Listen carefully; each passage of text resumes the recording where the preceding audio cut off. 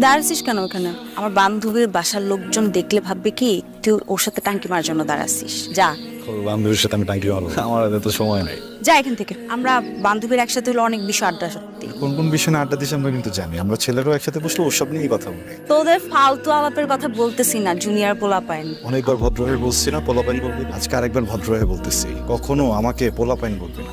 কি স্যার? কিরে? আরে কখন থেকে তো আমি জিজ্ঞেস করতেছি, কিচ্ছু বলতেছে না। তোর সাথে তো বেশি খাতি, এখন তুই জিজ্ঞেস করে দেখ যে তোরে কি বলে কিনা। আচ্ছা সুন্দর হয়ে বলবি না, এখানে কাপড় দিব। বেয়াদবি করবি না, যা এখান থেকে। এই এদিকে তাকা, কি হয়েছে? হ্যাঁ কি হয়েছে বল। এই বাজিতকে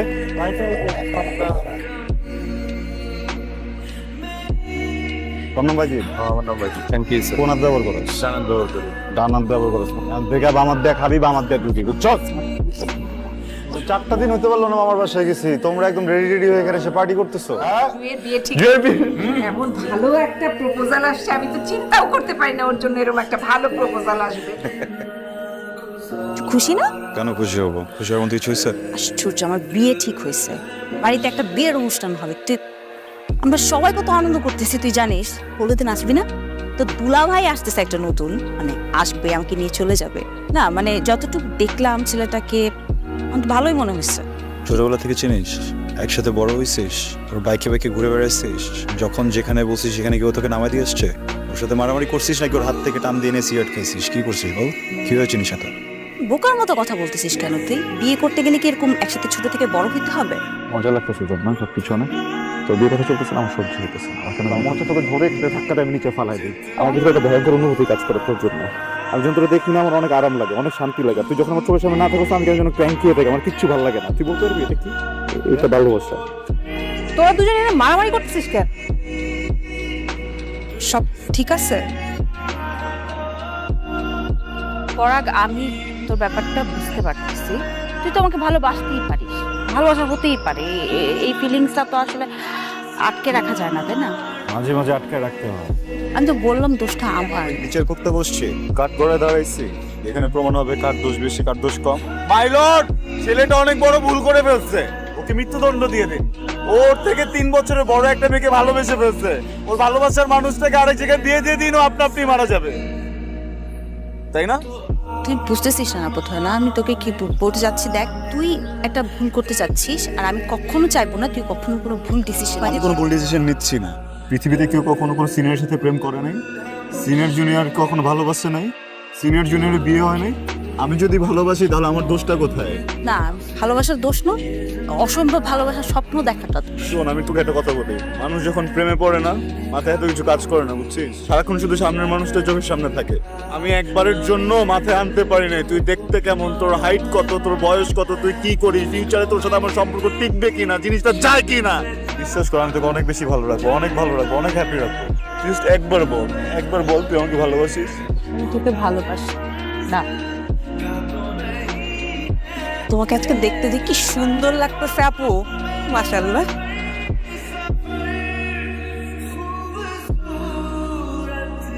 কতদিন পর তোরে দেখলাম, কোনো খোঁজ খবর নাই। ফোন দিলে ঠিকভাবে ফোনটাও ধরস না। আমি তো ভাবলাম আমার ছেলের আমি হারাই ফেললাম। এত ইমোশনাল হয়ে আসছো কেন? এমন ভাবে কাঁদতেছো মনে হচ্ছে আমি 5 বছর পর ইউকে থেকে এসেছি। কি বুঝবি? হ্যাঁ, নিজের ছেলে যদি 5 মাসে না দেখি না, তো যেন 5 বছরও দেখতেছি না। আরে ভাইয়া, এইসব কিছুই না, কাহিনী তো অন্য। আসলে মা মনে করছিল তুমি মনে হয় বিয়ে করে ওইখানে সংসার করতেছো, আর মা তো ভুলেই গেছো। বিয়ে করে ফেলি নাকি? আর অবশ্যই বিয়ে করবি। যে কোনো মেয়ের সাথে আমার ছেলের বিয়ে দিবা, তারপর ওই মেয়ে আমার ছেলের মাথা খেয়ে ফেলবে। হ্যাঁ, আমি দেখে শুনে তারপর আমার ছেলে বিয়ে দিব। কেমন আছিস? যেমন রাখছিস। তুই কেমন আছিস? ভালোই তো মনে হয়। তোর কি মনে হচ্ছে দেখে কেমন আছি? তোর যেহেতু মনে হয় ভালো আছিস তাহলে ভালোই থাকবি। সত্যি করে একটা কথা বলবি, আসলে কেমন আছিস? জানি না। রাশেদ ভাই কেমন আছে রে? রাশেদের সাথে আমার কোনো সম্পর্ক নাই। আমাদের সেপারেশন হয়ে গেছে 3 মাস হয়ে গেল। 3 মাস ধরে আমি এখানেই আছি। সলভ করার চেষ্টা করিসনি? একটা প্রবলেম হলে সলভ করা যায়, তোগুলো প্রবলেম কিভাবে সলভ করবো বল? আসলে এতদিন সহ্য করেছিলাম, বাবা মায়ের কথা চিন্তা করছি, ফ্যামিলির কথা চিন্তা করছি, মানুষ কি বলবে, সমাজের মানুষ কি বলবে। একটা ডিভোর্সি মেয়ের জায়গা না পেরে মাকে ফোন করলাম। ফোন করে বললাম, মা আমি পারবো না। তো আমি পারে নাই মা, আমি চেষ্টা করছি, পড়ার বিশ্বাস কর। আপনি মনে হয় চায়ে চিনি কম খান, আমি চিনিটা কমিয়ে দিয়েছি। কি রে হ্যাঁ করে কি দেখছিস? আরে ও তো আরিকা। আচ্ছা একটা কথা জিজ্ঞেস করবো, আপনি কি প্রেম টেম করেন নাকি? প্রেম এসেছিল, টেম নিয়ে চলে গেছে, এখন আর কিছুই করি না। কি ব্যাপার আবার আসতেছো কেন? ও জামার সামনে লজ্জা পাবে না, বুঝিস না তুই? বুঝি নাই, কে ও জামাই? তুই তোর সাথে বিয়ে ঠিক হয়েছে? একটু বলছি আমি ওরা বিয়ে করবো, আমি সবসময় ফাইজলামি করি। এটা কর, ভালো মেয়ে, ভদ্র মেয়ে, ছোটবেলা থেকে চিনি তো, ওকে বিয়ে করলে ভালো থাকবে, আমি গ্যারান্টি দিচ্ছি। জয়ী, তোকে আমি বিশ্বাস করি, তুই যেহেতু বলছিস ভালো থাকবো, তার মানে ভালোই থাকবো। ওরা তোর তো রাজকপা, আলহামদুলিল্লাহ তো সবকিছু ভালোই হচ্ছে। আর মেয়েটাকে না আমার অনেক পছন্দ, আর আমার ছেলে তো মাথা গরম। এই মাথা গরম ছেলের জন্য শান্ত স্বভাবের মেয়েই ভালো, তাই না? ঠিক কথাই বলছে। আসলে রাগী ছেলেদের জন্য শান্ত মেয়ে ভালো। এটা তো শুধু শান্ত না, লাজুক, সুন্দর না অনেক? কিন্তু বাবা আমি তোকে বিয়ে করবো না। বিয়ে করবি না মানে? আমি জুইকে বিয়ে করবো। ও তো হচ্ছে 3 বছরে বড়, এখন তো ডিভোর্স হয়েছে। তো ডিভোর্স হলে কি হবে? সামাজিক বা ধর্মীয় কোথাও নিষেধ করা আছে যে 3 বছরের বড় ডিভোর্স মেয়েকে বিয়ে করা যাবে না? এই তোর কি মাথা খারাপ হয়ে গেছে নাকি? মাথা ঠিকই আছে। আচ্ছা তুমি তো সবসময় প্রশংসা করো, করো না? এখন কি হয়েছে তোমার? হ্যাঁ, আমি এখনো বলছি তুই ভালো মেয়ে, কিন্তু তাকে তো আমরা তাকে কি? আরে বাবা তোমার ছেলে যদি একটা ভালো মেয়েকে বিয়ে করতে চায় কেন দিবা না? কার মতো কথা বলবি না। বাবা বোকার মতো কথা আমি বলতেছি না। তোর থেকে 3 বছরের বড়, হোক না বড় তো কি হয়েছে? 3 মাসে সেপারেশন হয়েছে। আর শোন, যত প্রশংসা মনে হোক, কিন্তু এইটা তো মাইনে নিতে মা প্লিজ এখন টিপিক্যাল কথা বলো না তো তুমি আমার সামনে। এই খাতা কলম দে তো, খাতা কলম দে। তোমরা দুইজন এখন আমাকে লিখে দিবা যে যেই মেয়ে তোমরা আমার জন্য ঠিক করছো এই মেয়ের সাথে আমার কখনো ঝগড়া হবে না, কখনো ডিভোর্স হবে না।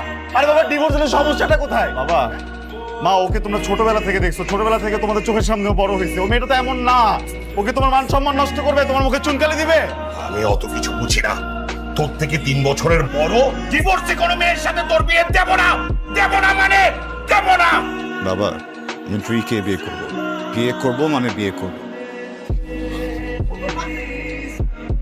সময় কি ব্যাপার, কিছু বলবি? আর এখানে বসলি কেন? উপরে বস। আর কি বলবি বল। আমি জুইকে বিয়ে করতে চাই আঙ্কেল, প্লিজ প্লিজ। বলতেছিস বাবা? ওকে আমার সাথে বিয়ে দাও না, দাও না প্লিজ। ও আমাকে বোঝে, আমি বুঝি তো আমাকে পছন্দ করো। ওকে একটাবার ডাকো, তুমি ডাকো জুই প্লিজ। একটু বল না আন্টিকে, একটু বুঝা। আন্টি ওকে জিজ্ঞেস করো তুমি।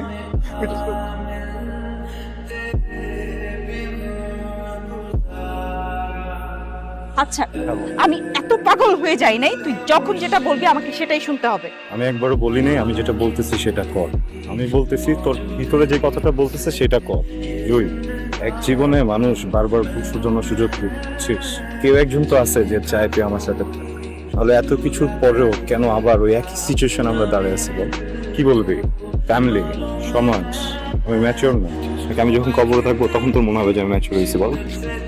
জুই একটাবার নিজের ভিতরে যা, নিজেকে জিজ্ঞেস কর তুই আমাকে ভালোবাসিস নাকি বাসিস না? ভালোবাসি ভালোবাসিস জুই? না। ভালোবাসিস? বললাম তো ভালোবাসি না।